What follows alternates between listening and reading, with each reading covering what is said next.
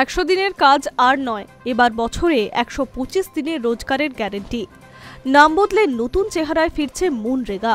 শুক্রবার মন্ত্রিসভার বৈঠকে কেন্দ্রীয় সরকার সিদ্ধান্ত নিল দেশের সবচেয়ে বড় গ্রামীণ কর্মসংস্থান প্রকল্পের নতুন নাম পূজ্য বাপু গ্রামীণ রোজগার গ্যারান্টি।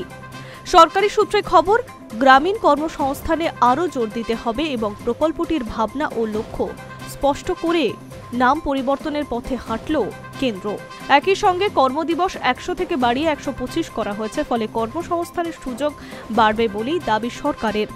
মন্ত্রিসভার বৈঠকের পর সংশ্লিষ্ট মন্ত্রক জানিয়েছে, প্রকল্পের গঠন, পরিকাঠামো এবং অর্থ বরাদ্দের পদ্ধতিতে কিছু সংস্কার আনা হবে। মূল লক্ষ্য গ্রামে স্থায়ী সম্পদ তৈরি করা, স্বনির্ভরতা বাড়ানো এবং গ্রামীণ অর্থনীতিকে শক্তিশালী করা। নাম বদলের সিদ্ধান্তকে প্রতীকী গুরুত্ব দিচ্ছে অনেকে। মহাত্মা গান্ধীর আদর্শে গ্রামীণ কর্মসংস্থানের বার্তা তুলে ধরতেই এই নামকরণ বলে মত কর্তাদের। যদিও বিরোধীরা প্রশ্ন তুলছে, নাম বদলে কি প্রকল্পের সমস্যা দূর হবে? গ্রামাঞ্চলের টাকার বরাদ্দ ও মজুরি বকেয়া নিয়ে বেশি চিন্তিত।